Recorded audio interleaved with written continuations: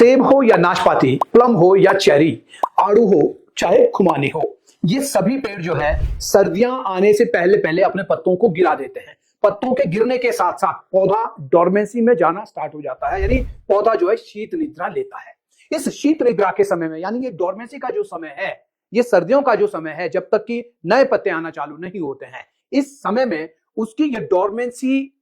जो है, ये शीत निद्रा उसकी अगर अच्छी होगी, उसको अगर बढ़िया तापमान मिलेगा तो ही उसकी डोरमेंसी अच्छी से निकलेगी और तभी जाकर के अच्छा डोरमेंसी ब्रेक जो है वो प्लांट के ऊपर में हो पाता है। तो इसके लिए पौधे को जो है 0 से 7 डिग्री के बीच, 0 से 7 डिग्री सेल्सियस के बीच का जो तापमान है, उस तापमान की रिक्वायरमेंट होती है। और ये वैरायटीज के ऊपर निर्भर करता है कि कौन सी वैरायटी आपने लगाई है और उसको कितने चिलिंग आवर्स चाहिए, यानी 0 से 7 डिग्री के बीच का तापमान कितने घंटों तक रहा, उसे जो है चिलिंग आवर कहते हैं। तो अगर हम सेब की बात करते हैं तो सेब को जो है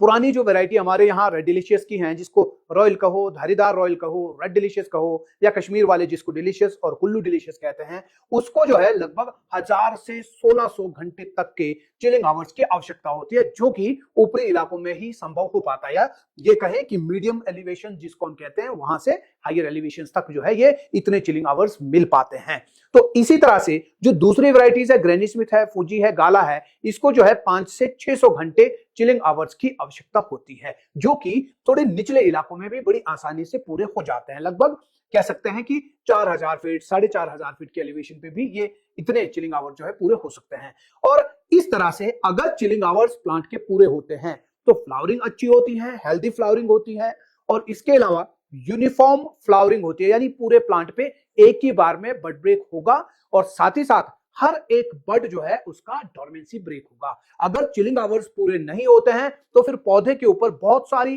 बड्स, जिसको हम आंख कहते हैं, वो जो है उसकी डोरमेंसी ब्रेक ही नहीं हो पाती, यानी वो ब्लाइंड ही रहेगा, वो डोरमेंसी में ही रहेगा, उससे आपको पत्ता या बीमा बनता हुआ दिखेगा ही नहीं पूरे साल भर में। तो ये दिक्कतें कहां आएगी, जिन जगहों पर आपने ऐसी वैरायटी लगा दी जिसको चिलिंग आवर्स ज्यादा चाहिए लेकिन आपके इलाके में चिलिंग आवर्स कम हो रहे हैं, तो ऐसे में जो है आपके जो पौधे हैं उनके ऊपर बहुत सारे बर्ड्स की डोरमेंसी ब्रेक ही नहीं होगी। तो ये दिक्कतें जो है, जो निचले इलाके हैं, जैसे हिमाचल की अगर बात करें हम, तो सोलन में जो प्लांटेशन करते हो, शिमला जिला के अंदर भी जो 4000, 3500, 3000 फीट पे सेब की बगीचे लगा रहे हो, या फिर कुल्लू का नीचे का जो इलाका है, मंडी से लगता हुआ इलाका, वहां पे ये दिक्कतें हो सकती हैं। और इसके अलावा जो है सिरमौर के जो निचले क्षेत्र हैं उनमें भी ये दिक्कतें हो सकती है। कश्मीर में भी अंदर की तरफ को, जम्मू के नजदीक वाले जो नीचे नदी के आसपास के इलाके हैं, भटोत के नीचे के इलाके हैं, वहां जो है ये दिक्कतें आ सकती हैं। तो और उत्तराखंड के तो बहुत सारे इलाके ऐसे हैं जहां पे लोग प्लांटेशन कर रहे हैं लेकिन ये नहीं देख रहे कि वहां पर चिलिंग आवर्स कितने हैं।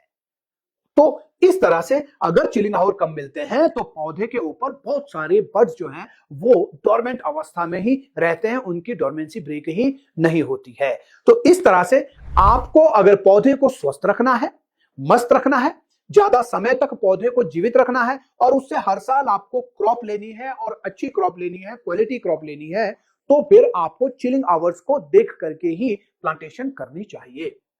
तो इसलिए जो चिलिंग आवर्स हैं वो बहुत जरूरी है, जो डोरमेंसी है प्लांट की वो जरूरी है, और डोरमेंसी के साथ साथ डोरमेंसी ब्रेक वो जो है बहुत आवश्यक है। इसलिए चिलिंग आवर्स आप जो है अपने यहाँ के जरूर देखें, आपको इंटरनेट के ऊपर बड़ी आसानी से ये डाटा मिल जाता है। आज तो हिंदुस्तान के लगभग हर एक पंचायत में वेदर स्टेशन इंस्टॉल है। हाँ, ये हो सकता है कि किसी जगह पे 2 पंचायतों का एक ही जगह में वेदर सिस्टम इंस्टॉल कर दिया गया हो, ये हो सकता है, लेकिन फिर भी आपको एक टेंटेटिव अमाउंट